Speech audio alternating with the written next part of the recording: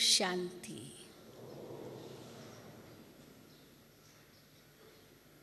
आप सभी इस बेहद शांति वन में बाप दादा से मिलन मनाने के लिए दूर दूर से पहुँचे हो। आप में से कई भाई बहनें प्रथम बार इस कल्प में बाबा से मिलेंगे, तो आप में कई भावनाएं हैं, कई विचारधाराएं हैं, कई महत्वाकांक्षाएं हैं, इच्छाएं हैं, ज़रूर होंगी कि हम बाबा से क्या अनुभव करें। तो बाबा को पहचान कर वो अनुभूति तो हम सब कल करेंगे ही, लेकिन उसके लिए हमारी पूर्व तैयारी भी चाहिए। और भिन्न भिन्न रूप से अलग अलग वरिष्ठ भाई बहनों के द्वारा आपको बहुत सुंदर क्लासेस मिल रही है। सुबह से लेकर रात्रि तक ज्ञान स्नान, योग स्नान आप कर ही रहे हैं। तो मुझे कहा गया है कि मैं एक ऐसे विषय पर आपको सुनाऊं जिसके बारे में बाबा ने कुछ दिन पहले अव्यक्त वाणी में कहा था कि चारों ही रूप से सेवा हम एक साथ करें। तो बाबा ने 4 प्रकार की सेवा बताई थी। वैसे तो हम 2 प्रकार की सेवा तो सुनते ही हैं। एक है स्वयं की सेवा, दूसरी है विश्व की सेवा। इनका बैलेंस रखना है, बाबा कहते हैं। ये न हो कि स्वयं की सेवा करते वक्त हम विश्व की सेवा भी कर रहे हैं ये भूल जाएं, या औरों की सेवा कर रहे हैं तो हम अपनी सेवा भूल जाएं। लेकिन स्वयं की सेवा और विश्व सेवा ये साथ साथ करनी है। फिर बाबा कई बार कहते हैं मन से, वचन से, कर्म से सेवा, ये 3 प्रकार की सेवा। या कभी बाबा कहते तन से, मन से, धन से सेवा, ये भी 3 प्रकार की सेवा। परंतु पिछली वाणी में बाबा ने कहा 4 प्रकार की सेवा, जिसमें बाबा ने स्वयं की सेवा, विश्व की सेवा, मनसा सेवा और कर्मणा सेवा ये कहा। यज्ञ सेवा। अब ये 4 प्रकार की सेवाएं, वैसे तो अनेक प्रकार की सेवाएं जोड़ सकते हैं। मन वचन कर्म में तन मन धन भी आ गया, स्वयं भी, विश्व भी, मनसा सेवा भी आ गई, यज्ञ सेवा भी आ गई। लेकिन भाव यही है कि हम एक सेवा के लिए ही अलग समय न निकालें, क्योंकि समय का अभाव है और एक ही साथ हमें इतनी सेवा करनी है, अनेक आत्माओं की सेवा करनी है। विश्व भरा पड़ा है जिनकी सेवा करनी है। किसी को भी बाप का परिचय नहीं है, न बाप का परिचय है, न स्वयं का परिचय है, न घर का परिचय है, कुछ भी पता नहीं है। मानो अज्ञान अंधेरे में ठोकरें खा रही है आत्माएं। दुख अशांति दिनों दिन बढ़ती जा रही है। और ऐसी प्यासी आत्माएं इस संसार में हैं जो बाबा कहते हैं एक बूंद की भी प्यासी है। एक बूंद भी उनको मिल जाए, अंजलि न सही, एक हाथ भर न सही, केवल एक बूंद ही मिल जाए तो भी वो तृप्त हो जाएगी। ऐसी प्यासी आत्माएं हैं इस संसार में। हाँ, ऐसी भी है जिनको कदर नहीं होगा इस ज्ञान का, तो इसलिए फिर उनके पीछे भी नहीं पड़ना है, क्योंकि हर एक आत्मा का अपना अपना पार्ट है। और फिर बाबा ये भी कहते हैं कि समय कम है, सेवा बहुत है, और भक्त आपके दर्शन के प्यासी हैं। वे चिल्ला रहे हैं, उनकी पुकार आपको सुनाई नहीं देती। बाबा कई बार ये कहते हैं। तो हम देखें कि अपनी भी सेवा करनी है, विश्व की सेवा भी करनी है, यज्ञ की भी सेवा करनी है, मनसा से भी सेवा करनी है, वाचा से भी करनी है, अपने तन से भी करनी है, धन से भी करनी है। तो हम कैसे ये सेवा करें? कई बार बाबा ने एक बार बहुत अच्छी बात सुनाई थी कि देखो, भक्ति मार्ग में शास्त्रों में लिखा है कि मनुष्य की आयु अगर 100 साल है तो शास्त्रों ने तो बांट दिया है कि 25 साल ब्रह्मचर्य, तो 25 साल की उम्र तक पढ़ाई होती है, और पढ़ाई ब्रह्मचर्य जीवन में होती है तो अच्छी होती है। परंतु 25 साल तक ब्रह्मचर्य हो और पढ़ाई का जीवन हो तो मनुष्य बहुत सफल हो सकता है। फिर 25 के बाद 50 तक गृहस्थ जीवन, जिसमें रचना रचे, गृहस्थी बनाए, धंधा करे, धन कमाए, जो कुछ चाहिए करे। फिर 50 साल के बाद वानप्रस्थ, जो कुछ किया है उनको समेटता जाए। और फिर 75 के बाद सन्यास, बस जाके गंगा घाट पर बैठे या सन्यासियों की टोली में चला जाए या सन्यासी बन जाए, मतलब 75 के बाद सन्यास, या घर में रहते भी बाल बच्चों को सब कुछ दे करके न्यारा प्यारा हो जाए।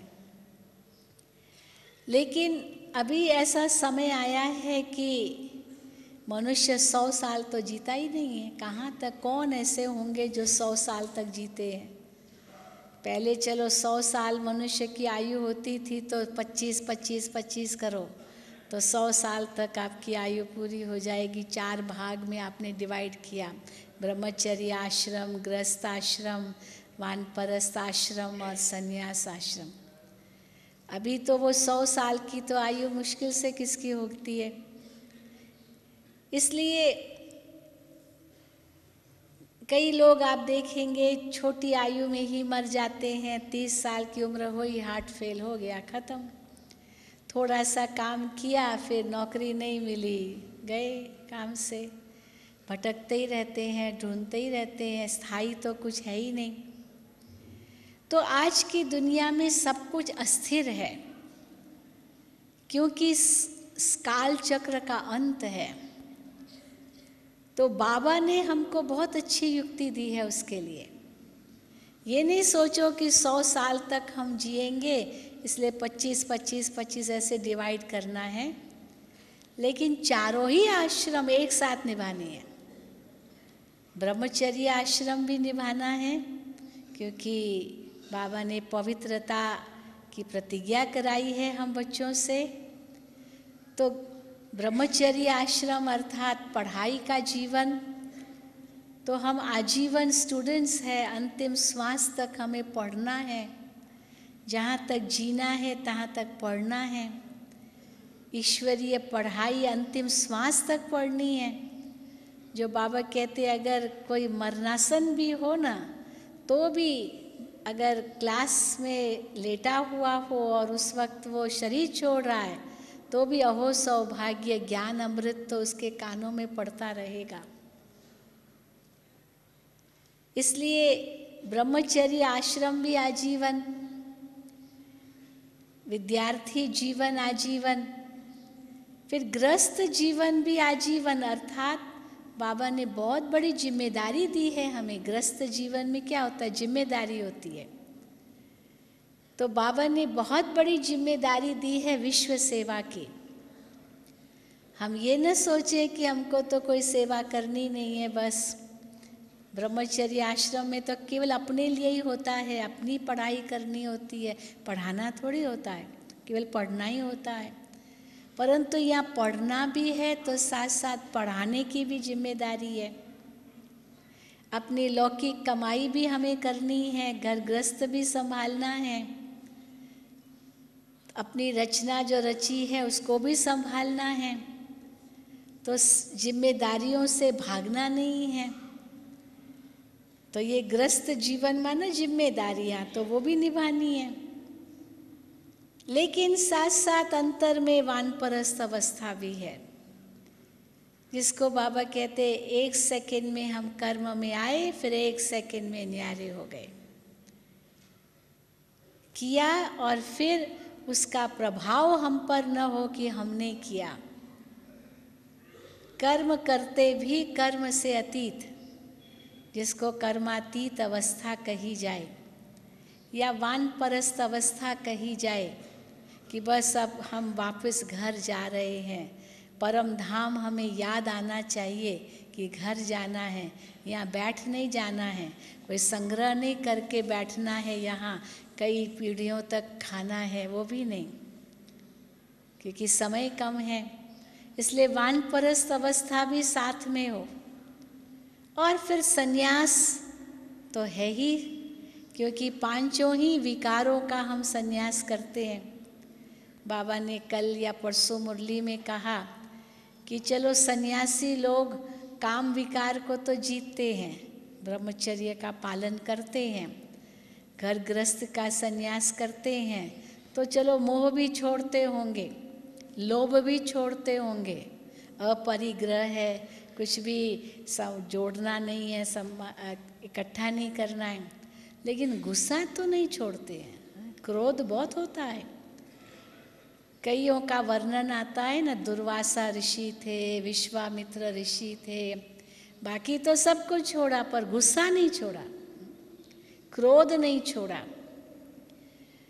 तो बाबा तो कहते हैं कि वो भी छोड़ना है, इतना मीठा बनना है, इतना मीठा बनना है।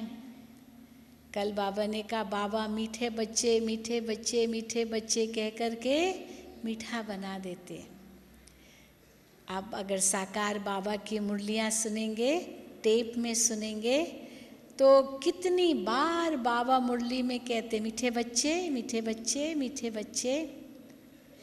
तो मीठा मीठा मीठे मीठे कह कर के बाबा मीठा बना देते हैं। तो प्यारे तो बनना ही है, पर प्यारे के साथ न्यारा भी ज़रूर बनना है। कई बार ऐसे होता है कि प्यारा तो हम बनते हैं पर न्यारा बनना नहीं आता है, या न्यारा इतना बनते हैं जो प्यारा बन ही नहीं पाते हैं। तो प्यारा बनना अच्छी बात है, लेकिन इतने भी न हो जो इतने फंस जाए जो हम उससे निकल ही न सके। जैसे कोई मीठी चीज़ होती है ना, तो मीठी चीज़ को बहुत सुरक्षित रखना पड़ता है, क्योंकि जितनी मीठी चीज़ होगी उसके पीछे चींटियाँ भी लगेगी, मकोड़े भी लगेंगे, न जाने क्या क्या लगता रहेगा, आकर्षित होता रहेगा, क्योंकि मीठा है, मीठी चीज़ आकर्षित करती है। इसलिए मीठी चीज़ को हमेशा बहुत संभाल के रखते हैं, उसको कवर करके रखेंगे, ढक्कन ऊपर से ज़रूर होगा, या पानी में रखेंगे ताकि चींटियाँ न पड़े, तो ढककर भी रखेंगे, अर्थात उसको न्यारा भी रखेंगे, क्योंकि बहुत मीठा है। वैसे कोई कड़वी चीज़ होगी तो डर नहीं रहता कि कोई चींटियाँ आएगी, ये होगा, कुछ भी नहीं, ठीक है। कोई हार्ड चीज़ होगी तो भी डर नहीं होगा, ये टूटेगा नहीं। लेकिन जितनी वो चीज़ नरम है, जितनी वो मीठी है, उतना ही बहुत ध्यान रखना पड़ता है। तो बाबा कहते हैं प्यारे भी बनो पर साथ साथ न्यारे भी बनो। तो एक सुंदर बैलेंस जीवन बाबा हमको देते हैं, क्योंकि समय कम है। इसी प्रकार 4 प्रकार की सेवा एक साथ करनी है। ये नहीं है कि अपने लिए समय पहले निकालना है, फिर मेरी स्थिति बहुत अच्छी हो जाए, मैं शक्तिशाली हो जाऊं, फिर मैं दूसरे किसी की जा कर के सेवा करूं, या मैं दूसरे की सेवा करूं तो अपनी सेवा उस समय न करूं। कई बार ऐसे होता है ना कि हम दूसरों की तो सेवा बहुत करते हैं, पर मुझे भी अपने लिए ही वो सेवा है ये भूल जाते, केवल दूसरों के लिए करते हैं। तो बाबा कहते ये भी सही नहीं है, नहीं तो कुक्कुड़ ज्ञानी कहलाएंगे। मुर्गा क्या होता है, मुर्गा सवेरे सवेरे बांग देता है, कुकरू को। हाँ, किसी ने कहा वो कुकरू को नहीं कहता है, वो ईश्वर को याद करता है मुर्गा। वो कहता है सतगुरु तू। हाँ, कुकरू को नहीं करता है तो चलो सतगुरु तू भगवान को याद करता है मान लो, लेकिन मुर्गे की आवाज़ सुन करके कितने लोग जाग जाते हैं कि भाई सवेरा हो गया, परंतु मुर्गा फिर क्या करता है, बाद में खुद सो जाता है। हाँ, सबको जगा करके खुद सो जाता है। तो दूसरों की सेवा के साथ अपनी सेवा ज़रूरी है, नहीं तो कुक्कुड़ ज्ञानी कहलाएंगे, या तो तोता कहलाएंगे। जैसे तोते को कहो गंगाराम नल पर नहीं बैठना, तो कहेगा भी और साथ साथ नलके पर भी बैठेगा। उसको ये पता ही नहीं कि मैं क्या कह रहा हूँ, बस सीख लिया इसलिए कह रहा है। मैं किसी स्थान पर गई थी विदेश में, तो किसके घर गई थी, तो उनके पास एक पक्षी था, और जैसे ही मैं उसके घर में प्रवेश हुई तो वो पक्षी बिल्कुल एंट्रेंस के पास ही वो पिंजरे में था। तो मैं जैसे अंदर हुई तो एक आवाज़ मैंने पीछे से सुनी, आई लव यू। हाँ, ऐसी आवाज़, थोड़ी अंदर गहरी आवाज़ सांस की, आई लव यू। तो मैं कहूँ ये कौन बोल रहा है आई लव यू है, कोई दिखाई तो दे नहीं रहा था, लेकिन एक पक्षी दिखाई दे रहा था बस। तो हमने गौर से देखा कि वो बोल रहा है अपने अंदर की गहरी आवाज़ से आई लव यू। मैंने कहा बड़ा प्यारा पक्षी है ये, और ये सीख गया है, जो भी नया व्यक्ति मेहमान जाता उनके आगे कहता आई लव यू। तो मैंने क्या किया, उस वो कि पिंजरे में था वो पक्षी, तो मैंने ऐसे ही किया, जैसे पिंजरे को हाथ लगाया, ऐसे ही जैसे मैं उसको बुला रही हूँ कि दोबारा कहो, लेकिन जैसे ही मैंने अपनी अंगुली अंदर डाली तो मेरी अंगुली काट दी। और उसी वक्त तो मैंने कहा अभी इसने कहा आई लव यू, पर उसको ये अक्ल थोड़ी होगा कि आई लव यू मन अंगुली नहीं काटनी है, उसके अंदर जो डालेगा जो चीज़ उसको काट लेगा। तो ये तो केवल उसको सिखाया गया होगा और उसने बोल दिया। तो हम भी अगर केवल रट लें और हम दूसरों को सुनाएं और अपने लिए न हो, वो तो ठीक नहीं होगा। देखो ब्रह्मा बाबा ने कल की मुरली थी, ब्रह्मा बाबा ने कहा कि देखो मैं भी स्टूडेंट हूँ, शिव बाबा इस मुख से बोलते हैं और सबसे पहले तो मैं सुनता हूँ, क्योंकि जब शिव बाबा ब्रह्मा मुख से बोलते हैं तो सबसे पहले किसके कान सुनते होंगे, हाँ? ब्रह्मा बाबा के ही कान सुनते हैं। तो ब्रह्मा बाबा कहते थे मैं कभी भी मुरली मिस नहीं करता हूँ, तो मैं नंबर 1 स्टूडेंट हूँ। तो नंबर 1 स्टूडेंट भी हूँ। बड़ा नशा था ब्रह्मा बाबा को कि मैं भगवान के डायरेक्ट महावाक्य सुनता हूँ, लेकिन शिव बाबा केवल ब्रह्मा बाबा को तो नहीं सुनाते थे। शास्त्रों में तो दिखा दिया कि कृष्ण ने अर्जुन को ही सुनाया, परंतु वास्तव में शिव बाबा ने ब्रह्मा अकेले को तो नहीं सुनाया, उनके रथ में बैठे जरूर, परंतु सारे विश्व को सुनाया, सभी आत्माओं को सुनाया, उनके मुख से सुनाया, जो ब्रह्मा बाबा ही खुद समझ नहीं पा रहे थे कि ये कौन मेरे मुख से बोल रहा है। बाबा कोई समझ में नहीं आता था, शिव बाबा उनके मुख से बोलते थे। तो सभी आत्माओं के प्रति बाबा महावाक्य उच्चारण करते थे और ब्रह्मा बाबा की आत्मा भी सुनती थी। तो हम देखें कि ब्रह्मा बाबा भी कैसे नंबर 1 स्टूडेंट रहे और ब्रह्मा बाबा के आगे लक्ष्य था कि मुझे संपूर्ण बनना है। गुलजार दादी जब पहली बार सूक्ष्म वतन का अनुभव करके आई और अव्यक्त ब्रह्मा बाबा को देखा, तो अव्यक्त ब्रह्मा ने उनको कहा कि ये ब्रह्मा जो साकार में है वो संपूर्ण बन के ये अव्यक्त बनेगा, इसलिए ब्रह्मा बाबा को कहो जाकर कि आपको ऐसे संपूर्ण फरिश्ता बनना है। तो ब्रह्मा बाबा के आगे लक्ष्य मिल गया कि मुझे संपूर्ण फरिश्ता बनना है। तो जितना ही शिव बाबा उनके तन में प्रवेश होके ज्ञान सुनाते थे, उतने ही ब्रह्मा बाबा खुद भी पुरुषार्थी रूप में थे। बाबा ने अभी बीच में मुरली में कहा कि देखो, शिव बाबा ने इस तन को लोन में लिया है, जैसे मकान किराए पर लिया है, लेकिन इसका मतलब ये नहीं है कि मुझे पुरुषार्थ नहीं करना है। भले किराया देंगे, भाड़ा देते हैं ना मकान मालिक को, वो तो बाबा ने कहा मैं हंसी में कहता हूँ, पर ये थोड़ी है कि शिव बाबा इस तन में है तो इनको पुरुषार्थ नहीं करना है। बाबा 2 बजे उठ करके पुरुषार्थ करते थे, विचार सागर मंथन करते थे। आज भी बाबा ने मुरली में कहा रात को सोने से पहले खूब विचार सागर मंथन करो, स्वदर्शन चक्र चलाओ, और नींद में भी तुम निद्रा जीत बन जाओगे। ऐसे नहीं कि नींद करनी नहीं है, पर निद्रा अवस्था भी निद्रा अवस्था न हो, वो योग निद्रा की अवस्था हो। उसमें भी जैसे स्वप्न अवस्था भी अगर आए तो उसमें भी सेवा कर रहे हैं, तो अपनी सेवा 24 घंटे और साथ साथ विश्व सेवा भी 24 घंटे, नींद में भी सेवा। कई भाई बहनें अपना अनुभव सुनाते हैं कि हम स्वप्न देखते हैं कि मेरे सामने हजारों लोग बैठे हैं और मैं भाषण कर रहा हूँ। हमको तो कई बार ऐसा स्वप्न आता है कि इतने लोग सामने बैठे और मैं बाबा का परिचय दे रही हूँ, राजयोग सिखा रही हूँ, बहुत अनुभव होता है।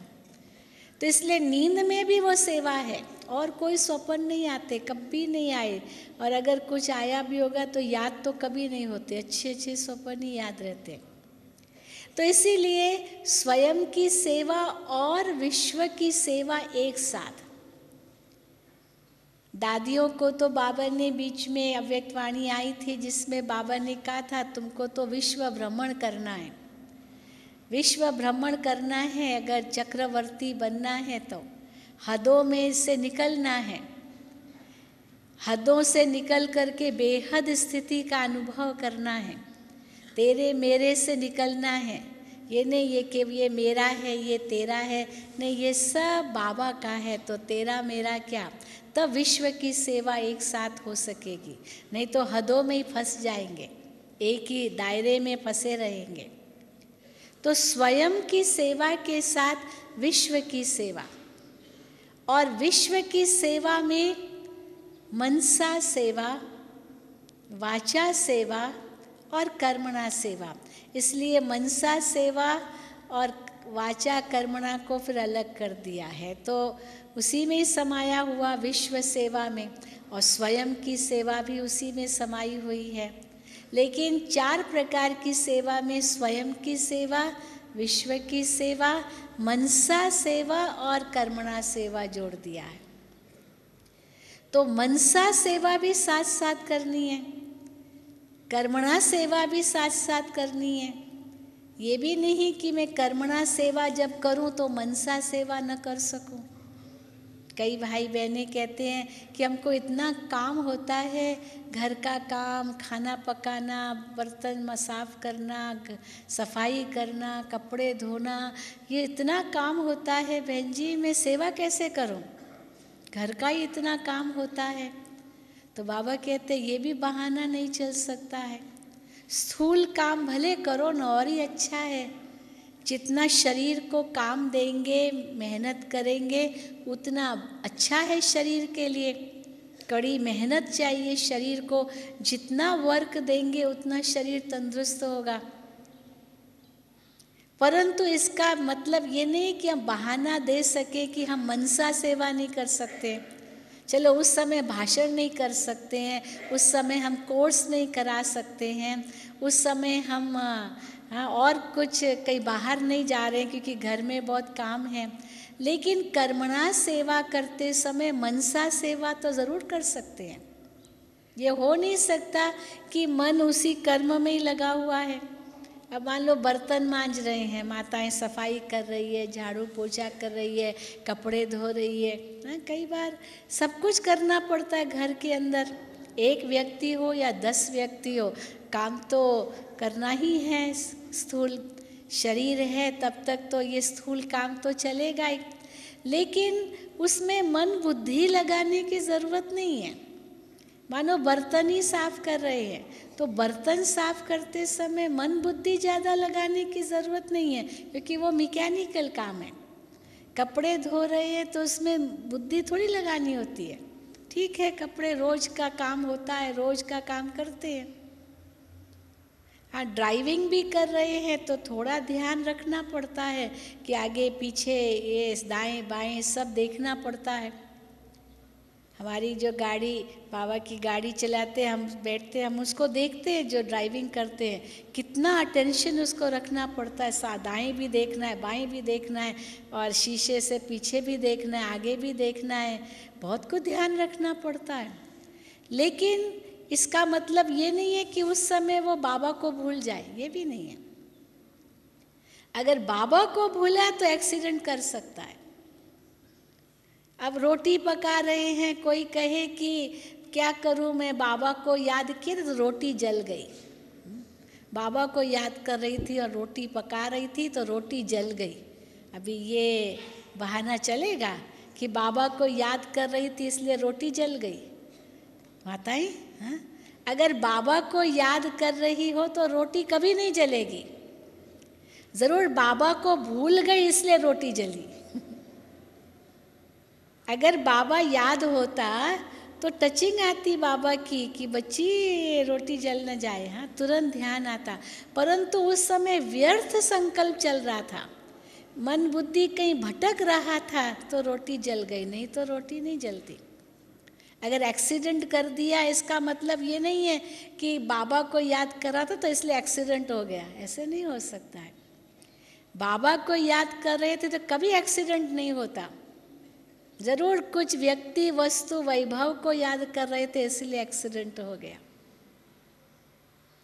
तो अगर बाबा की याद है तो ध्यान इतना एकाग्र होगा जो कभी भूल हो ही नहीं सकती है। बाबा की उसी वक्त टचिंग आती है और हम सावधान हो जाते हैं उसी वक्त, जो गलत काम से बिल्कुल बच जाते हैं। परंतु अगर मन बुद्धि व्यर्थ में चला गया, संग दोष में चला गया, तो बुद्धि भटक गई तो गलत काम कर लेते हैं।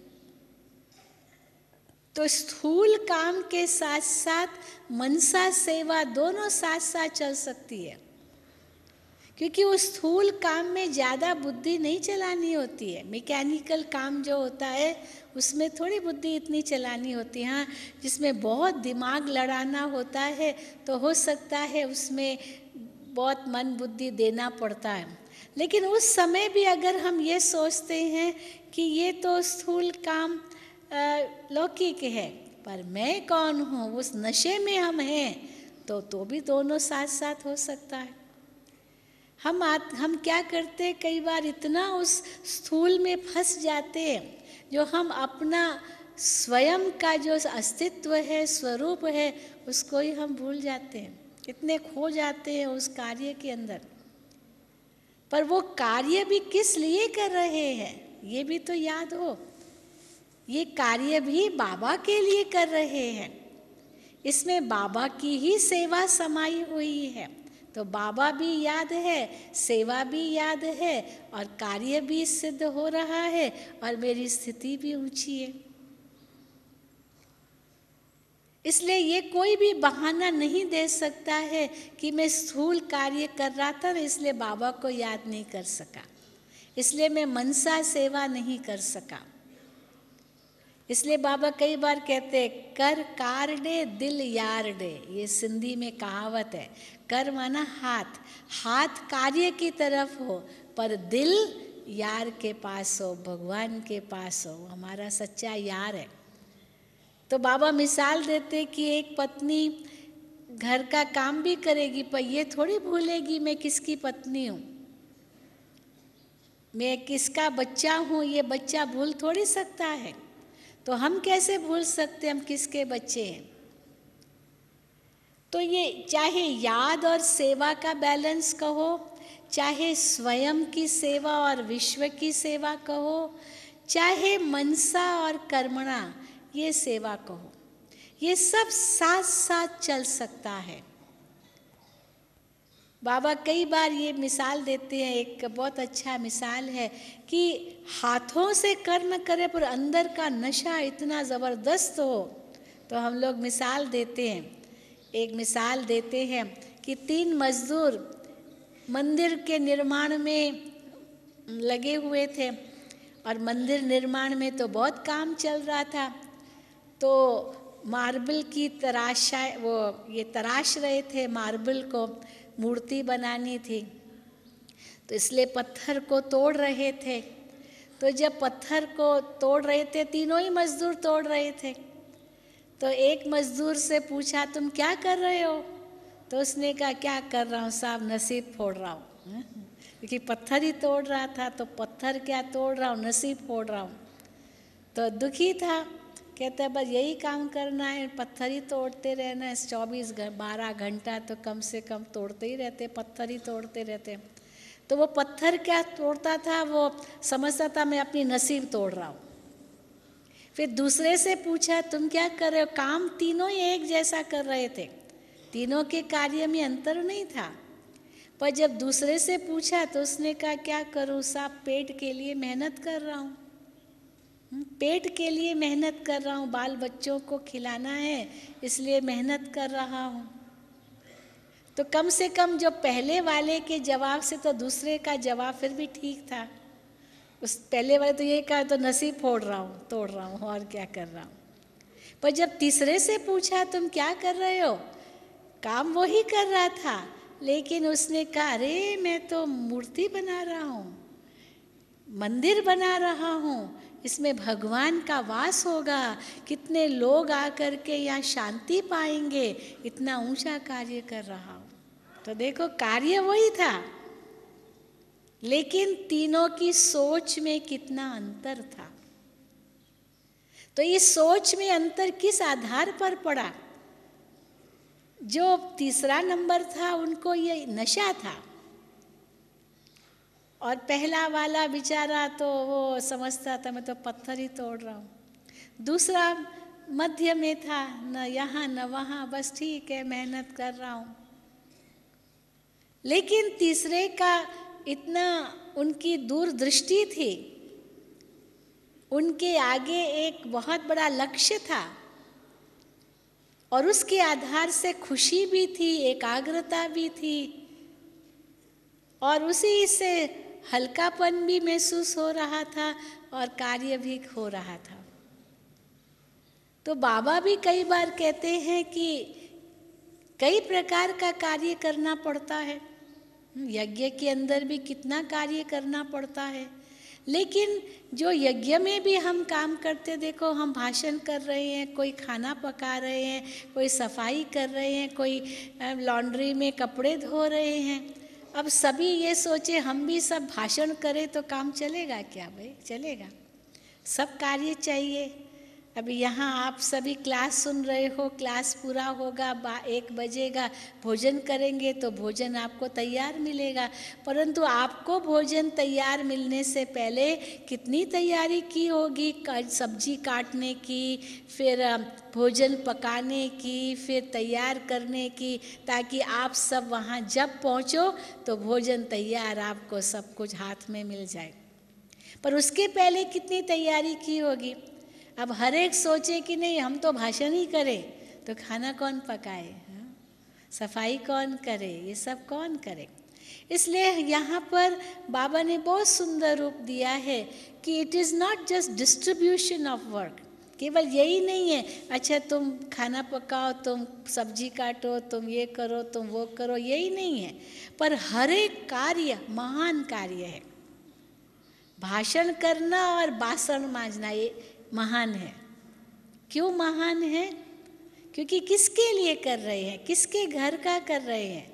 भगवान के घर का कर रहे हैं। ये ईश्वरीय परिवार है, ईश्वर के बच्चे खाएंगे तो कैसा भोजन उनको मिले? ब्रह्मा भोजन मिले। तो ब्रह्मा भोजन का भी इतना गायन है, तो बनाने वालों का कितना गायन होगा। जैसे ब्रह्मा भोजन का गायन है तो बनाने वालों का थोड़ी कम गायन होगा।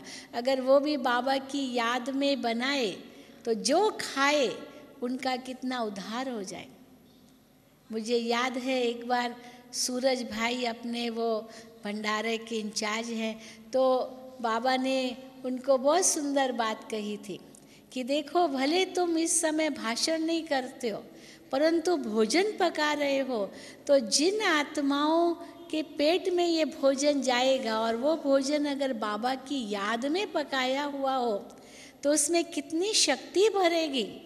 तो जो शक्ति भोजन में भरी और फिर उसके उस अनुसार अनेकों ने खाया तो उनकी दुआएं आपको भी मिलेगी। ये सेवा हो गई। नहीं तो कोई सोचे बस सारा दिन खाली खाना ही पकाना है क्या, मुझे सारा दिन यही करना है क्या? लेकिन हर कर्म एक कला बन जाए, एक कला हो जाए, क्योंकि उसके पीछे लक्ष्य है। हर कर्म कला कैसे बन जाता है? मान लीजिए एक बच्चे को आप पेंसिल दे हाथ में, उससे लिखना पढ़ना तो आता नहीं है, अभी स्कूल नहीं गया है, बहुत छोटा है, तो बच्चे को आपने पेंसिल दी और को लिखो, अब क्या लिखेगा वो तो खाली लकीरें ही खींचता रहेगा, उसको तो कुछ ABCD भी सिखाया नहीं है, तो लकीरें ही खींचता रहेगा। लेकिन एक कलाकार होगा, आर्टिस्ट होगा, और उसको पेंसिल दी जाए कि आप ये चित्र बनाओ, तो वो आर्टिस्ट पेंसिल से लकीरें ही खींचेगा। लेकिन लकीर खींचते खींचते उसके, क्योंकि बुद्धि में एक विजन है, एक दृश्य है, उसके आधार से लकीर खींचते खींचते ही वो दृश्य बना देगा कागज़ पर जिसमें ये कला नहीं है वो तो केवल लकीरें ही खींचेगा। तो पेंसिल वही, हाथ वैसा ही, परंतु अंतर कितना हो गया, कार्य वही। तो ये भी जब हमारे सामने उद्देश्य है, हम कहाँ से आए हैं, कहाँ जाना है, क्यों ये कर रहे हैं, इसके पीछे क्या राज है, तो देखो सब कुछ बदल जाता है। हर कर्म एक कला बन जाता है। कला किसको कहते हैं? कला माना रॉ मटेरियल तो वही है, लेकिन वही चीज़ से कोई जो रूपांतर करके इतना सुंदर रिजल्ट निकालते हैं, जब वही तो कला होती है। तो किस आधार पर? क्योंकि बुद्धि में है कि हम ये कार्य किसके लिए कर रहे हैं, इस कार्य का परिणाम क्या होगा, कितनों को सुख मिलेगा, कितनों को प्राप्ति मिलेगी, कितनों की दुआएं मिलेगी। प्राप्ति बहुत ऊंची है। इसलिए चारों प्रकार की सेवा एक साथ माना, क्योंकि समय कम है। समय कम होने के कारण हम एक समय पर अपने लिए एक कार्य करें, दूसरों के लिए न करें, या दूसरों के लिए करें, अपने लिए न करें, ये भी समय नहीं है, क्योंकि अलग अलग समय हम दे नहीं सकते। और फिर बाबा कहते हैं वो भी समय आने वाला है जबकि इतना देना पड़ेगा, तो बचत भी करनी है। ये नहीं कि केवल देते ही रहना है और बचत करो ही नहीं। इतनी बचत करो जो भविष्य में भी काम आए। जैसे कोई व्यक्ति नौकरी करता है तो उसमें से उसको हिस्सा तो निकालना है ना, कुछ अपने लिए हिस्सा निकालना है, अपने परिवार के लिए हिस्सा निकालना है। फिर कभी कभी वो धर्माओं भी देते हैं, दान पुण्य भी करते हैं, वो हिस्सा भी निकालना है। फिर कुछ बैंक बैलेंस भी जमा करना है ताकि भविष्य में भी काम आए। नहीं तो तनख्वाह मिली और खर्च कर दिया और फिर देखो तो जेब खाली। तो बाबा कहते हैं तुम्हें भी ऐसा ही सोचना है कि जो भी मैं आत्मा कमाई कर रही हूँ, ज्ञान योग की कमाई, वो पहले अपने लिए भी कर रही हूँ, विश्व के लिए भी कर रही हूँ। वो शक्ति हम कर्मणा में भी लगा रहे हैं, मनसा में भी लगा रहे हैं, वाचा में भी लगा रहे हैं, और इतनी बचत भी कर रहे हैं जो कई बार ऐसा समय आएगा कि अपने लिए बिल्कुल समय ही नहीं मिलेगा, देना ही पड़ेगा, देते ही रहना होगा, अपने लिए सोचने की भी फुर्सत नहीं मिलेगी। मुझे याद है हम जब पहली बार विदेश सेवा पर गए थे 1974 में, इतनी सेवा, अफ्रीका गए थे हम सेवा करने के लिए, निमंत्रण मिला था। इतनी सेवा थी जो बात नहीं पूछो। अब हम नए नए किसी स्थान पर गए और हम किसको कहेंगे कि हमारे लिए भोजन पका करके हमें दो, क्योंकि किसी के हाथ का ऐसे खाएंगे भी नहीं।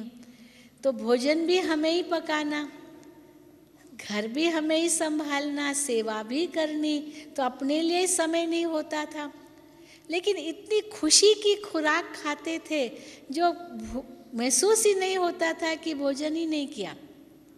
बस शाम होती थी, दिन भर तो सेवा ही हुई, शाम होती थी हम सोचते थे अभी क्या करें, अभी क्या खाना पकाएंगे। तो जो फ्रूट होता था, सब्जी होती थी, कुछ होती थी, या तो जूस बना लिया या तो सलाद खा लिया, फ्रूट खा लिया, बस हो गई छुट्टी। पर इतनी शक्ति मिलती थी क्योंकि दुआओं की शक्ति थी। ये नहीं सोचते थे हाय हमने तो आज खाना ही नहीं खाया, हमने तो ये पकाया ही नहीं, हमने तो टाइम ही नहीं मिला, उसी में समय चला जाता है सुनाने में दूसरों को।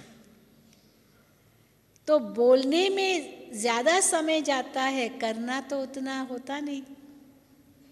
या ये नहीं किया, उसी में कितना समय वेस्ट कर देते हैं, या व्यर्थ विचारों में समय कितना चला जाता है। अगर हम हिसाब निकालें कितना व्यर्थ विचार हमें आते हैं जिसकी कोई ज़रूरत नहीं है।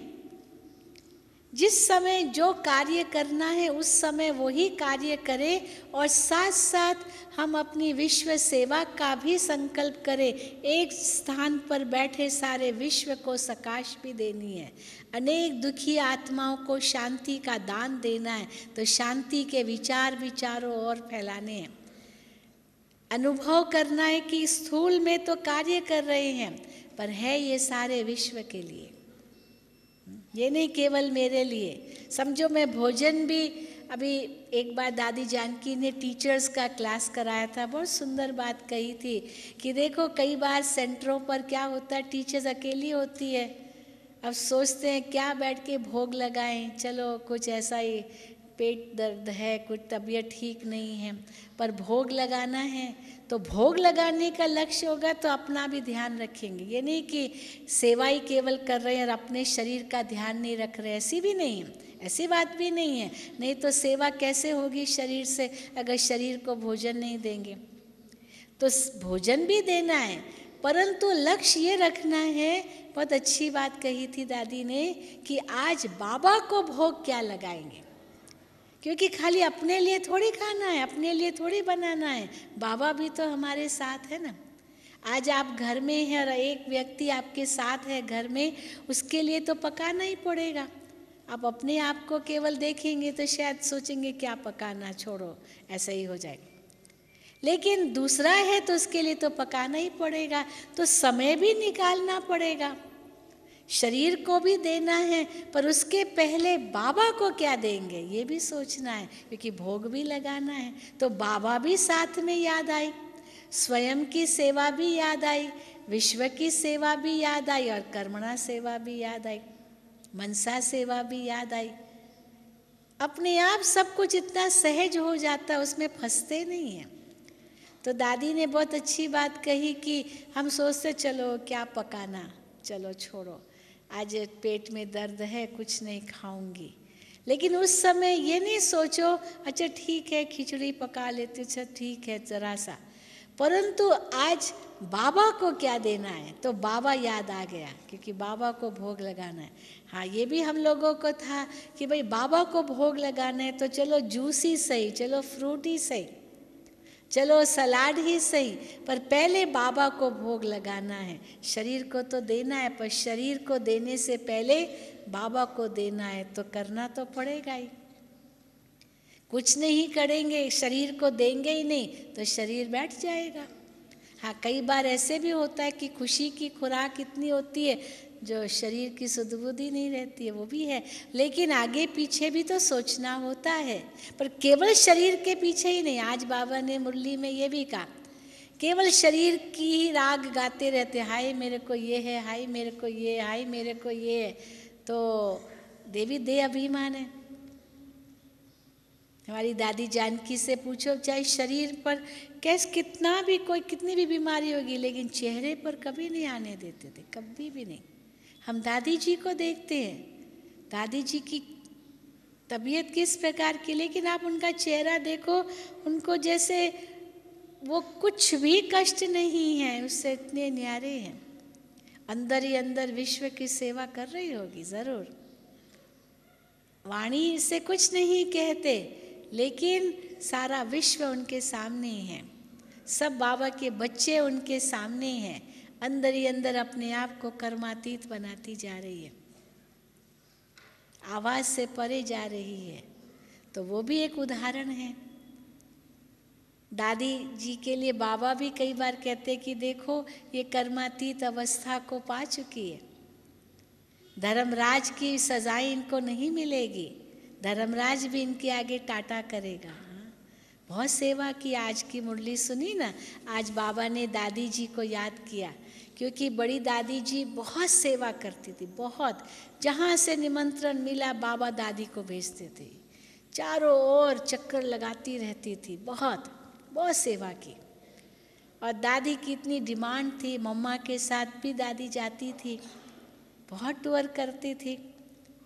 तो भले अभी दादी हाँ उस रूप में नहीं जाते, लेकिन अभी भी विश्व की सेवा तो कर ही रही है अंदर।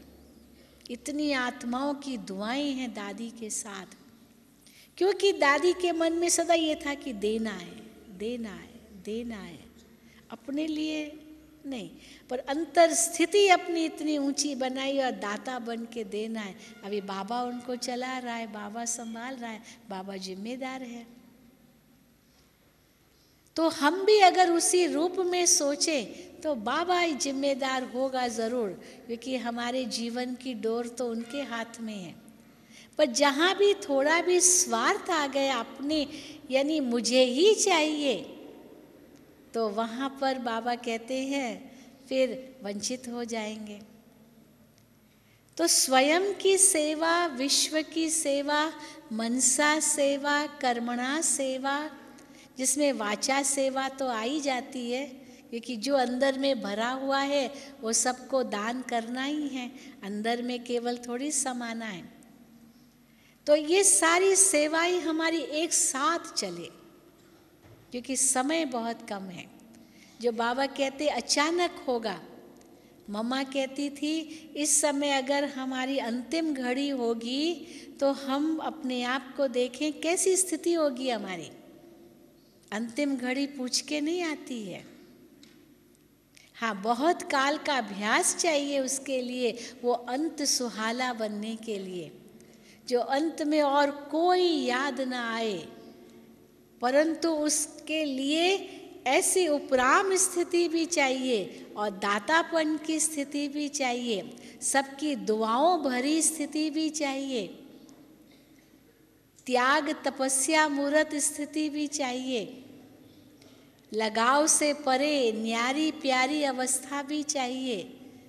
तो ये सब होगा जब हम चारों प्रकार की सेवा एक साथ करेंगे। और सेवा करते करते ये भी देखना होता है कि मैं एक सेकंड में न्यारा कितना हो पा रहा हूँ। अगर न्यारा नहीं हो पा रहे हैं और उसमें फंस रहे हैं तो ये भी सेवा नहीं है। कर्मातीत अवस्था भी बनानी है। कर्मातीत अवस्था किसको कहते हैं? ये नहीं कि कर्म को हम छोड़ देते हैं, वो कर्मातीत अवस्था नहीं है, पर कर्म करते हुए कर्म के फल से न्यारा और कर्म के प्रभाव से न्यारा। कर्म तो करना ही है, पर उसका प्रभाव न पड़े। पता नहीं मैंने अच्छा कर्म किया या बुरा किया, पता नहीं ठीक किया या नहीं ठीक किया, ये है कर्म का प्रभाव। फिर पता नहीं इसका नतीजा क्या होगा, अच्छी रिजल्ट आएगी या नहीं आएगी, लोगों को पसंद आया होगा या नहीं आया होगा, ये सोचना माना फल का प्रभाव, इनसे भी पार। पर मुझे अच्छा करना है, मुझे देना है, जो बाबा ने दिया एक चैनल बन करके मैं दे रहा हूँ। दाता तो बाबा है, मैं तो केवल निमित्त हूँ, और किया और न्यारे बन गए। यही सच्चा कर्म योग है। तो फंसना नहीं है कहीं भी, छोड़ना भी कुछ नहीं है, फंसना भी नहीं है कहीं, नया जोड़ना भी नहीं है, नहीं तो हिसाब किताब बन जाएंगे। परंतु क्या करना है? निभाना भी है और श्रीमत के लकीर के अंदर भी रहना है, मर्यादाओं के लकीर के अंदर भी रहना है, देने की भी पूरी भावना हो, हृदय विशाल हो, स्वार्थ रहित हो, परंतु साथ साथ स्वयं की सेवा भी होती रहे। जो मेरी स्थिति इतनी ऊंची, इतनी उपराम रहे, जैसे ब्रह्मा बाबा की देखी। अभी अभी बाबा कर्म में आए, अभी अभी न्यारे हो गए, अभी अभी वाणी में आए, अभी अभी वाणी से न्यारे हो गए। ये सुंदर बैलेंस अगर जीवन में आ जाए तो हम ये चारों प्रकार की सेवा एक साथ कर सकेंगे। वरना समय भागता जा रहा है, समय की गति बहुत तेज दौड़ रही है। बाबा ने पिछले मुरली में भी सावधान किया कि लेट तो हो गया है, पर अभी तक टू लेट नहीं हुआ है। तो कई भाई बहनों ने पूछा, बहन जी टू लेट किसको कहते हैं, और लेट हो गया है तो इसका मतलब क्या है? लेट क्यों बाबा ने कहा हुआ है, पर टू लेट नहीं, क्योंकि जिन्होंने साकार में बाबा को देखा, साकार में पालना ली, वो तो हमारी दादियाँ, उन्हों के अंदर तो सब कुछ इतना भरपूर है, इतना माल खजाना है, जो बाप समान बनती जा रही है, बन ही गई है, ऐसे ही कहेंगे। तो मानो उस समय तो खजाने खुले थे, बाबा से सदा मिलते ही रहते थे, भरपूर होते ही रहते थे। लेकिन जैसे ही बाबा अव्यक्त हुए, मानो लेट का बोर्ड लग गया। लेट का बोर्ड कैसे लग गया कि साकार मिलन तो उस रूप से तो पूरा हो गया। फिर अव्यक्त पाठ जब चला तो उसमें भी इतना लेट नहीं था, क्योंकि बाबा व्यक्तिगत मिलते थे, इंडिविजुअल रूप से वरदान देते थे, कितना समय देते थे बाबा एक एक को, जैसे साकार में समय देते थे, अव्यक्त में भी एक एक को समय देते थे। परंतु फिर जब अति विस्तार होता गया, इतने सारे सेवा केंद्र बढ़ते गए, इतने बच्चे बढ़ते गए, तो बाबा ने फिर कहा अभी तो विधि बदलेगी। परिवार में एक ही बच्चा हो उसको कितना मिलेगा, 10 बच्चे हो तो कितना मिलेगा, अंतर तो पड़ेगा ना। तो विधि बदलती गई तो लेट का बोर्ड लगता गया। बस अब तो बाबा स्टेज पर और बच्चे सब सुन रहे हैं मुरली, और मुरली से ही वरदान भी लेना है, मुरली के समय ही दृष्टि भी लेनी है, और टोली आपको वहीं बैठे बैठे मिल जाएगी। बहुत कम लोग स्टेज पर आते हैं, समझते हैं जिनको चलो मिल गया भाग्य स्टेज पर आए, लेकिन कोई कहाँ भी होगा बाबा की दृष्टि तो उसको मिलेगी ज़रूर, टोली तो उसको मिलेगी ज़रूर, वरदान तो उसको मुरली से मिलेंगे ज़रूर। इसलिए लेट भले हो पर टू लेट अभी तक नहीं हो, क्योंकि टू लेट का बोर्ड माना ये सब भी पूरा होगा। अभी जो पाठ चल रहा है, अभी जो फिर भी आराम से बैठे हैं, आराम से रह रहे हैं, आराम से खा पी रहे हैं, तो बाबा कहते हैं वो भी समय आएगा जब ये भी नहीं होगा।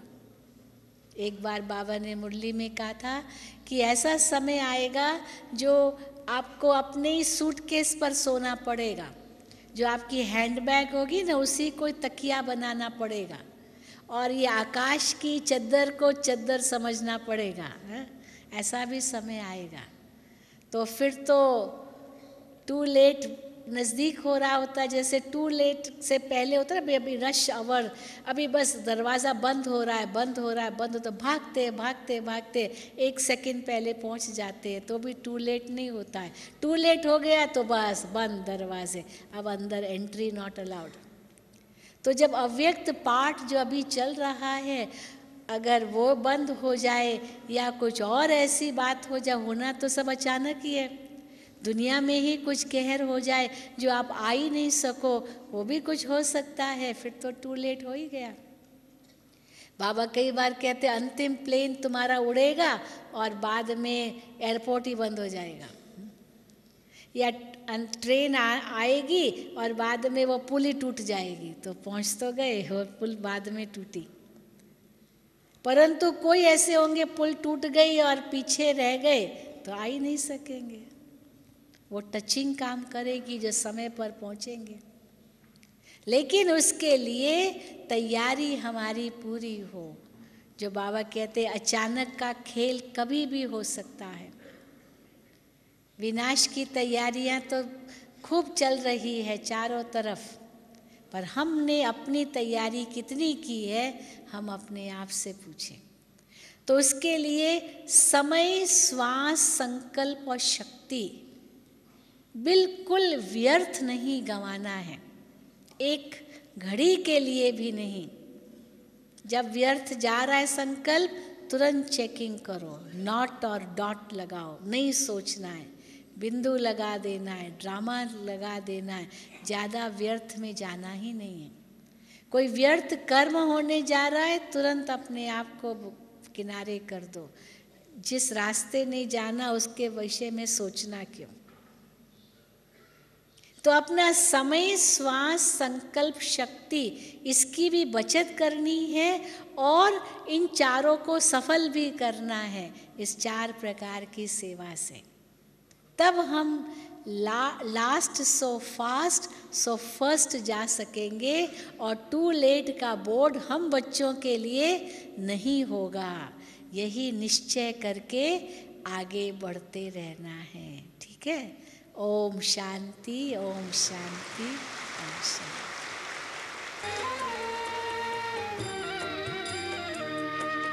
प्रेम के पथ पर सेवा डगर पर, प्रेम के पथ पर सेवा डगर पर चलना सिखाते बाबा।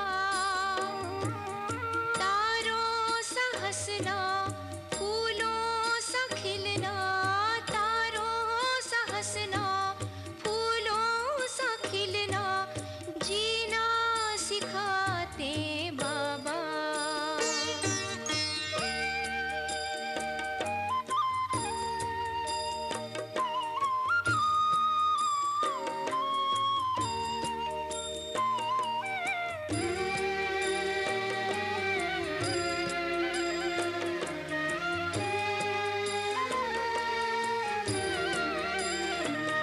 हर हाल में यूं खुशहाल रहो, जो जग निहाल हो जाए, और चाल फरिश्तों जैसी हो, जो काल भी शीश नवाए। हर हाल में यूं खुशहाल रहो, जो जग निहाल हो जाए, और चाल फरिश्तों